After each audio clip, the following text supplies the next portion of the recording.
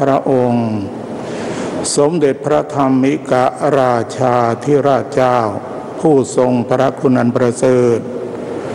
บัดนี้จะรับพระราชทานถวายวิสัชนาพระธรรมเทศนาในศาสตรพจน์คาถาฉลองพระเดชพระคุณประดับพระปัญญาบารมี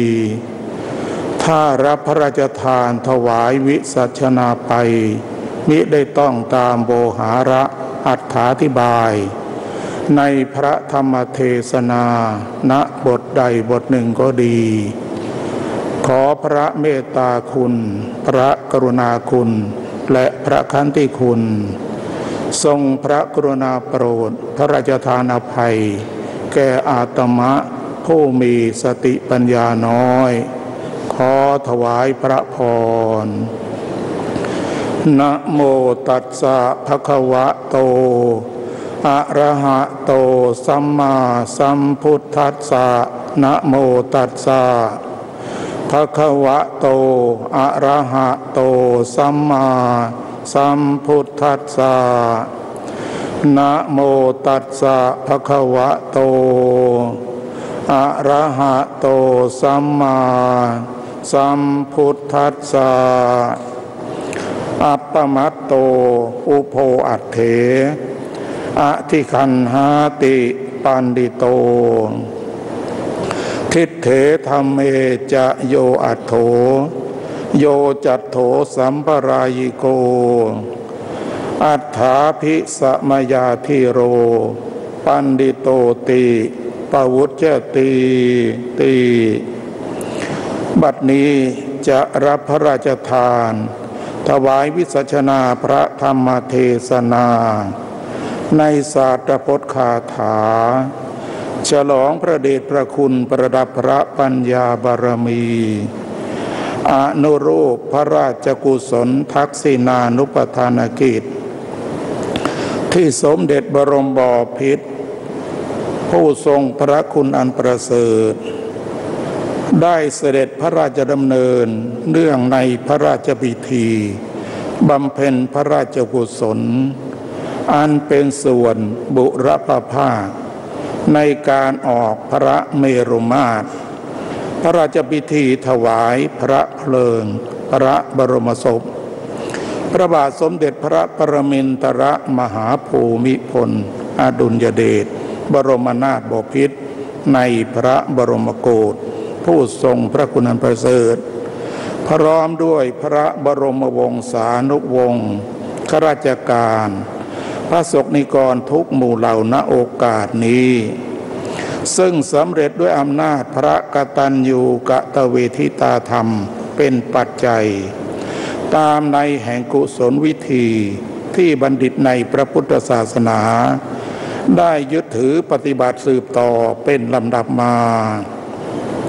พระบาทสมเด็จพระปรมินทรมหาภูมิพลอดุลยเดช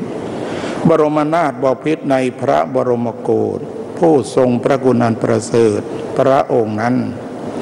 พระองค์ทรงสมบูรณ์ด้วยพระคุณสมบัติมีพระอัจฉริยภาพที่น่ามหัศจรรย์เป็นอเนกประการทรงมีพระปรีชาสามารถเป็นล้นพ้นมีพระปัญญาที่แหลมคมทรงเป็นครุฑานิยบุรุษรัตน์ทรงเป็นพระปูชนียบุคคลที่เคารพสักการะกราบไหว้บูชาอย่างยิ่งของพระบรมวงศานุวงศ์ข้าราชการและพระสงฆ์นิกรชาวสยามทุกทั่วหน้าพระองค์ทรงพระราชสมภพเมื่อวันที่5 ธันวาคมพุทธศักราช 2470 ณ โรงพยาบาลเมาท์ออเบิร์นรัฐเมสซาชูเซตส์สหรัฐอเมริกาพระองค์ได้เสด็จขึ้นครองราชสมบัติเมื่อวันที่ 9 มิถุนายน พุทธศักราช 2489 และในวันที่ 5 พฤษภาคม 2493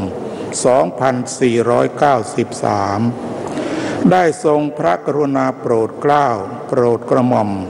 ให้ตั้งการพระราชพิธี บรมราชาภิเษกถลิงถวัลย์ราชสมบัติตามแบบอย่างโบราณราชประเพณีขึ้นณพระที่นั่งไพศาลทักษิณในพระบรมมหาราชวังเฉลิมพระปรมาภิไธยตามที่จารึกไว้ในสุพรรณบัตรว่าพระบาทสมเด็จพระปรมินทรมหาภูมิพลอดุลยเดชมหิตลาธิเบศรรามาธิบดีจักรีนฤบดินทร์สยามินทราธิราชบรมนาถบพิตรและได้ทรงพระราชทานพระปฐมบรมราชโองการว่าเราจะครองแผ่นดินโดยธรรมเพื่อประโยชน์สุขแห่งมหาชนชาวสยามเมื่อได้ทรงพระบรมราชาภิเษกขึ้นถลิงถวัลย์ราชสมบัติแล้วตลอดระยะเวลาที่ทรงครองราชยาวนานถึง70 ปีนั้นพระบาทสมเด็จพระปรมินทรมหาภูมิพลอดุลยเดชบรมนาถบพิตรผู้ทรงพระคุณอันประเสริฐพระองค์นั้นพระองค์ได้ทรงดำรงมั่นในพระปฐมบรมราชโองการในทศพิธราชธรรม10 ประการและในสังฆาวัตถุธรรม4 ประการพระองค์ได้ทรงทุ่มเทพระปรีชาสามารถที่เลอเลิศและพระปัญญาที่แหลมคมทรงบำเพ็ญพระราชกรณียกิจน้อยใหญ่ตามโครงการอันเนื่องมาจากพระราชดำริมากมายเป็นล้นพ้นตามพ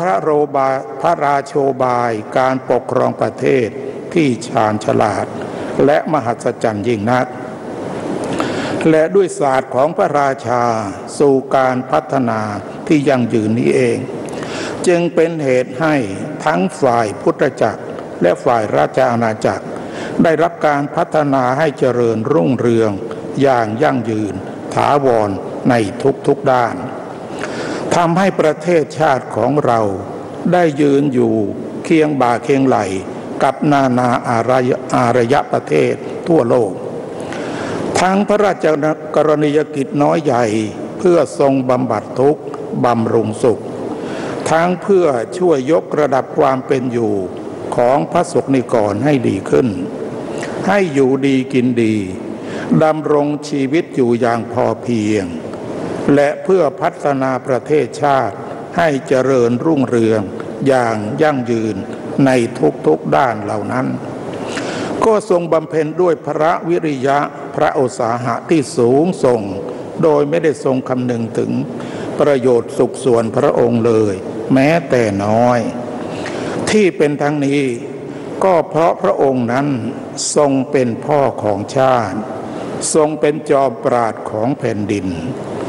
ทรงเป็นเทพบดินทร์บันดาลสรรพกิจให้สำเร็จที่เหนือกว่า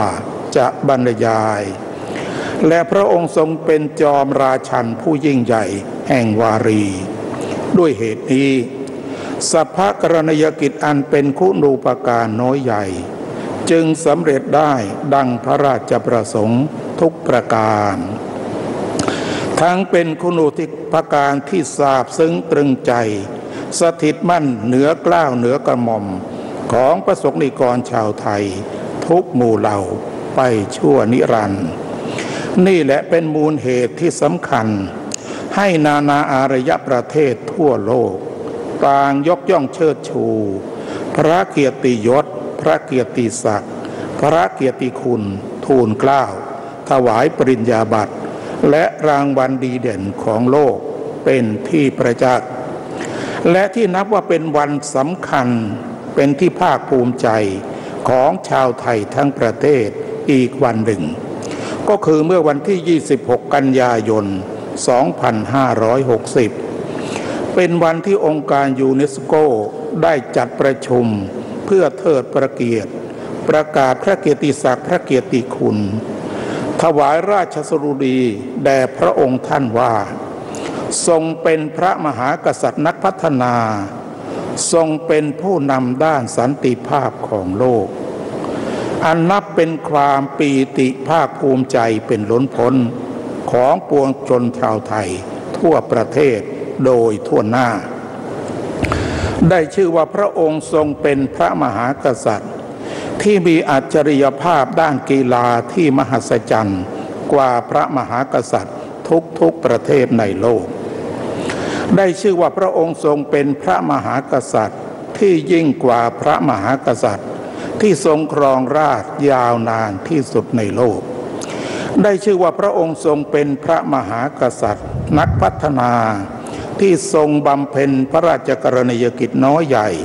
เพื่อปวงชนมากที่สุดในโลกได้ชื่อว่าพระองค์ทรงเป็นพระบรมครูของแผ่นดินไทย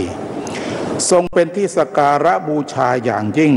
ของพระสงฆ์นิกรที่เป็นศิษยานุศิษย์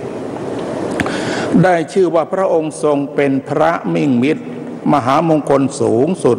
ของพระสงฆ์นิกรที่เป็นชาวบ้าน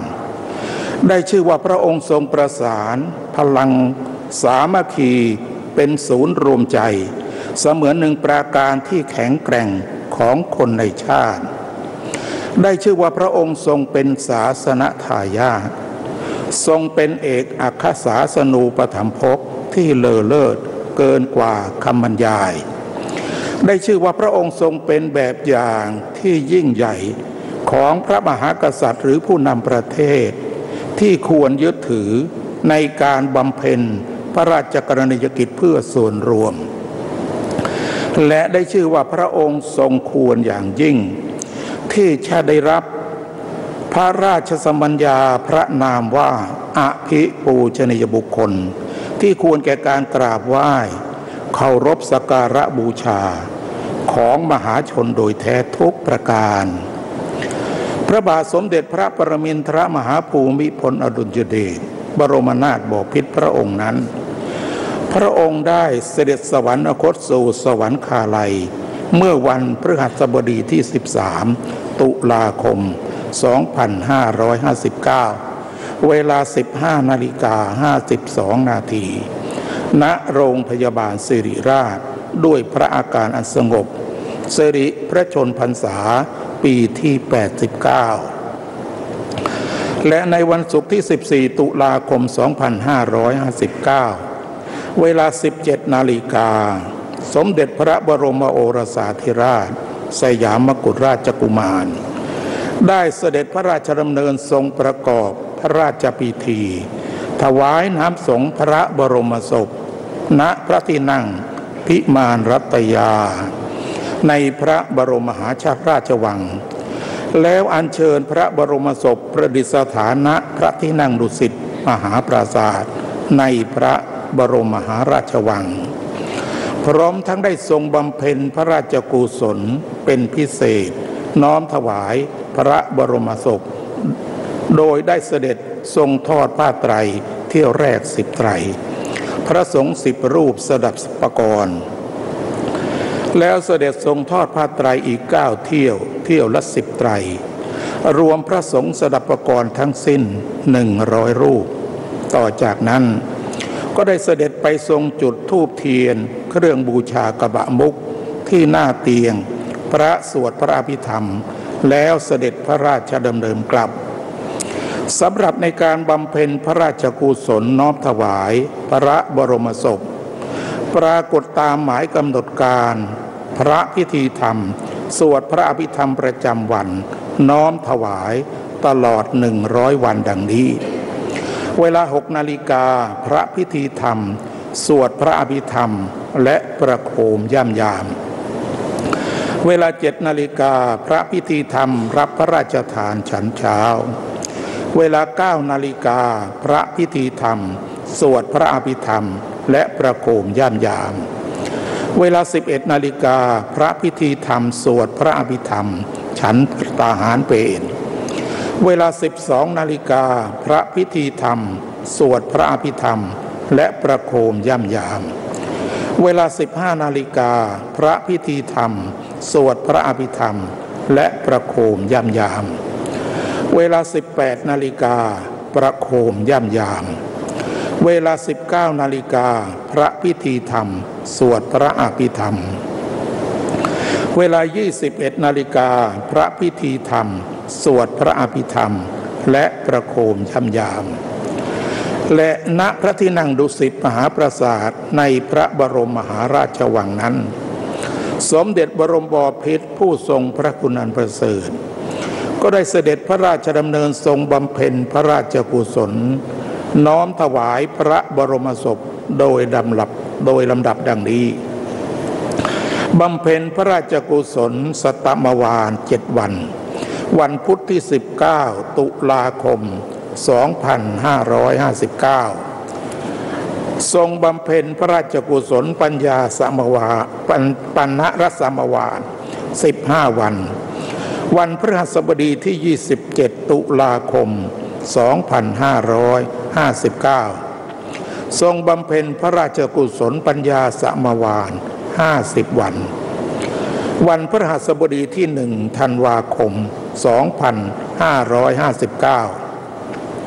และทรงบำเพ็ญพระราชกุศลสตมวาล100 วันวันศุกร์ที่20 มกราคม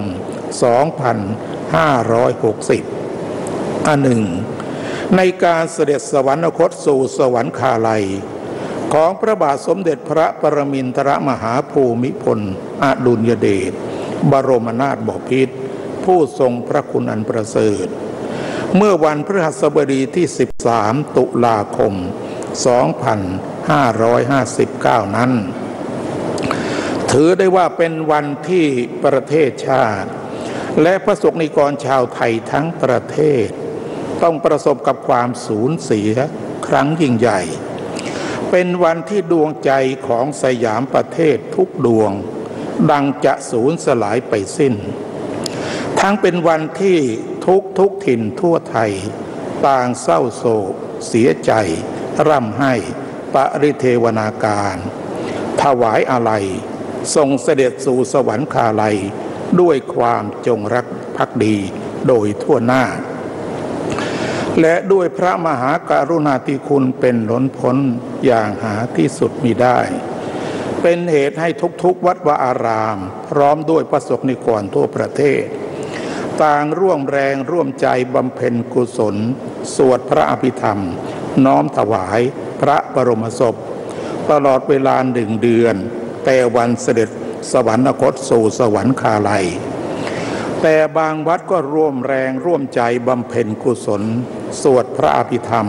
น้อมถวายพระบรมศพโดยตลอดถึง100 วันเต็ม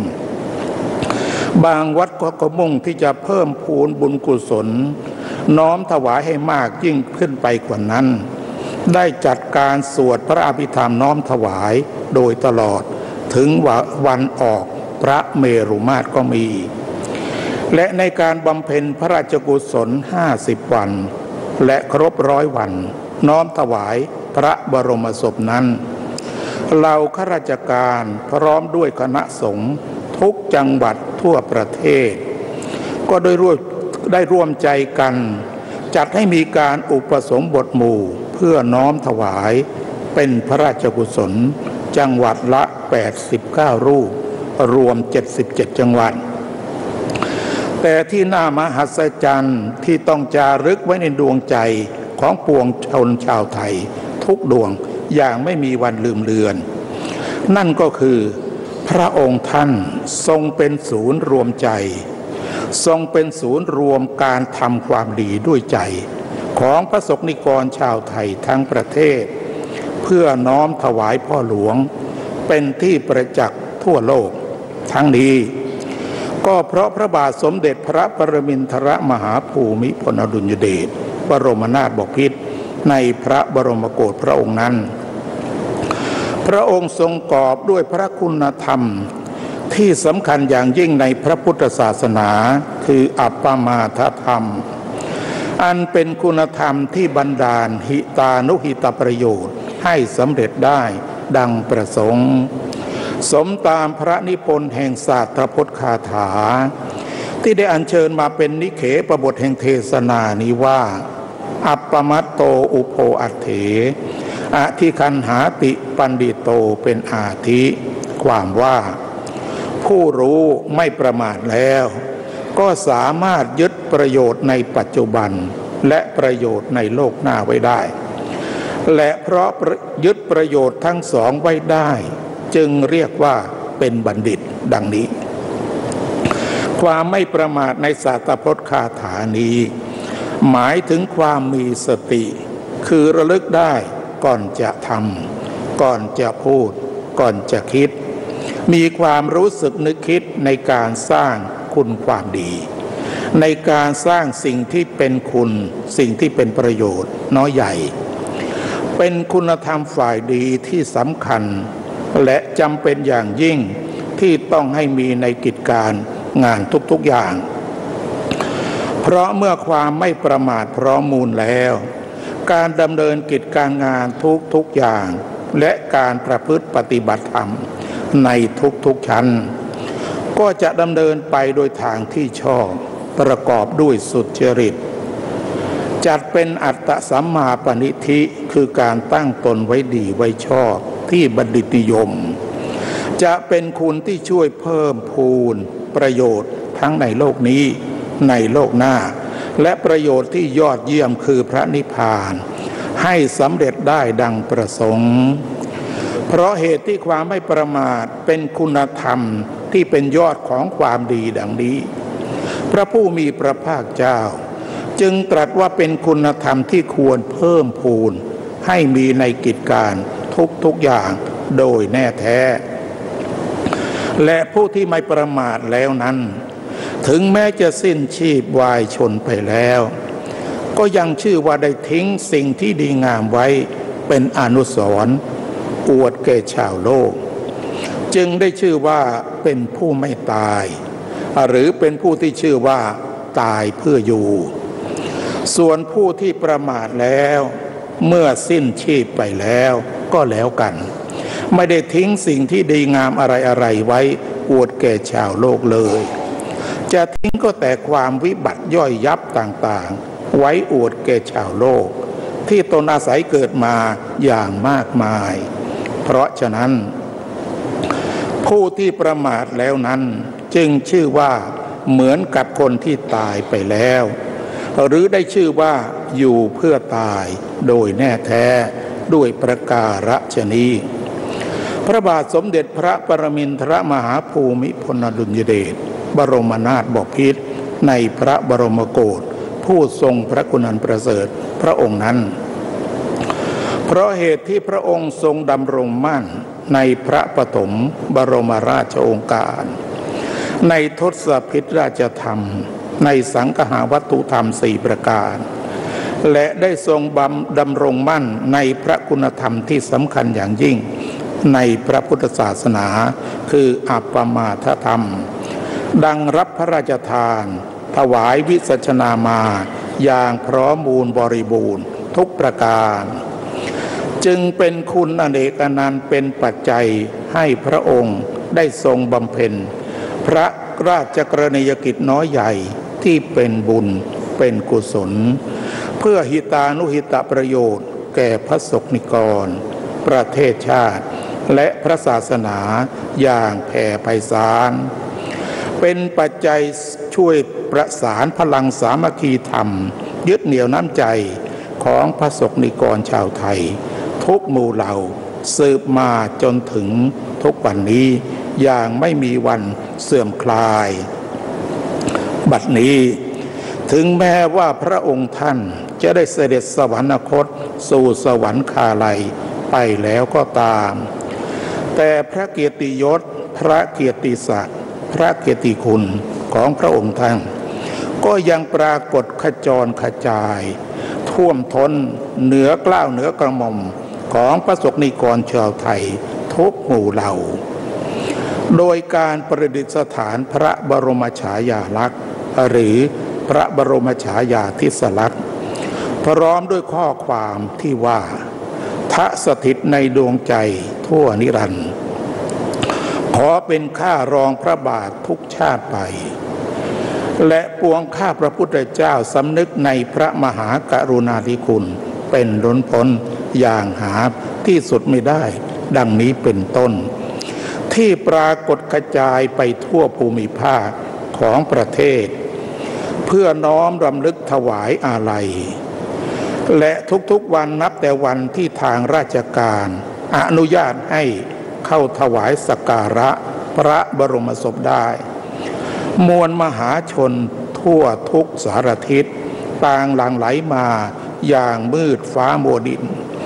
เพื่อน้อมถวายความเคารพสักการะบูชาพระบรมศพของพระองค์เป็นที่น่ามหัศจรรย์เสมือนหนึ่งว่าพระองค์ท่านยังทรงพระชนชีพอยู่และจะเป็นปูชนียบุคคลเป็นที่รองรับความเคารพสักการะนับถือบูชาอย่างยิ่งไปตราบนิรันดร์เสมือนหนึ่งมหาเจติยสถานมณฑลที่ศักดิ์สิทธิ์ยิ่งใหญ่เป็นที่รองรับการเคารพสักการะกราบไหว้นับถือบูชาของมหาชนในที่ทุกสถานในการทุกเมื่อด้วยประการฉนี้ขออำนาจพระราชกุศลที่สมเด็จบรมบพิตรสมเด็จพระเจ้าอยู่หัวผู้ทรงพระคุณอันประเสริฐได้ทรงบำเพ็ญแต่วันเสด็จสวรรคตสู่สวรรคาลัยโดยลำดับมาด้วยอำนาจพระกตัญญูกตเวทิตาธรรมและบุญกุศลนานับประการที่พระสงฆ์นิกรชาวไทยทุกหมู่เหล่าทั่วประเทศร่วมกันบำเพ็ญน้อมเกล้าน้อมกระหม่อมถวายด้วยความสำนึกในพระมหากรุณาธิคุณ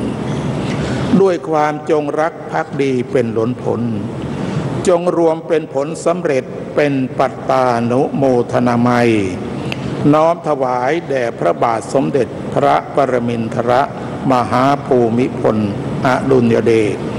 บรมนาถบพิตรในพระบรมโกศผู้ทรงพระคุณอันประเสริฐขอพระองค์ได้ทรงเสวยทิพยสุขทิพยสมบัติได้ทรงเสวยรสอมตะธรรมในสัมปรายภพสมตามเจตนาพระราชสารพจงทุกประการในอวสานเป็นที่สุดลงแห่งพระธรรมเทศนานี้สมเด็จพระสังฆราชสมเด็จพระราชาคณะและพระราชาคณะ30 รูปจักรับพระราชทานสวดสาธพจน์คาถาธรรมบรรยายเพื่อเพิ่มพูนอัปมาตธรรมแก่มหาสมาคมนี้สืบไปก็มีณกาลบัดนี้รับพระราชทานถวายวิสัชนาพระธรรมเทศนาในสาธพจน์คาถาสมควรแก่เวลาเอวังก็มีด้วยประการฉนี้ขอถวายพระพร